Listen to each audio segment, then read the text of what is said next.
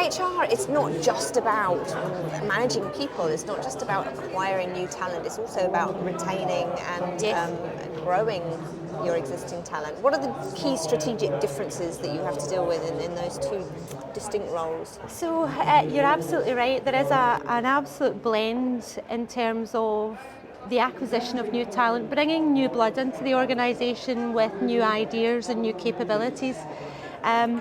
But within Standard Life, we think it's hugely important that once we have talent in the organisation, that we retain that talent, we develop them, we recognise them through performance and rewards. We can align both their performance with their reward incentives. So it's really, really important, and a high percentage of our vacancies are actually filled internally, which is fantastic. For us. So we do have a blend, but I would say the predominant blend is that we develop our talent through the organisation and create the opportunities for our people to be the best that they can be.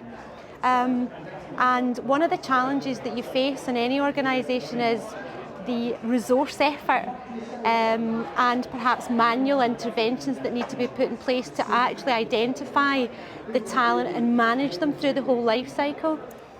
So with the introduction of the technology we have just introduced through talent review, we are enabling the whole group with technology to better manage talent through the organisation, to understand the talent risks that we are faced, and to actually enable us more proactively to make decisions on our people that are based on those risks. So again, very exciting times for us. We are here at Cloud World, and I guess in some ways you're coming at this from a very fresh perspective because you're implementing, a new strategy now. What do you think are the most important conversations that are going on here over this sort of event day to day? Well, I'm very focused from an HCM perspective, and I know there's a broad range of sessions going on that cover everything from sales and finance to HCM. For me, from an HR perspective, and going back to your question around the economic environment and the challenges that are posed to organisations at the moment, it is predominantly around talent. Talent and collaboration. So even generations coming into organisations have an expectation, and that expectation is to bring the outside in. So when you have organisations such as Standard Life, where actually a year or 2 years ago, there wasn't such a thing as access to Facebook or Twitter. That just was unheard of and was possibly looked upon as more of a security issue.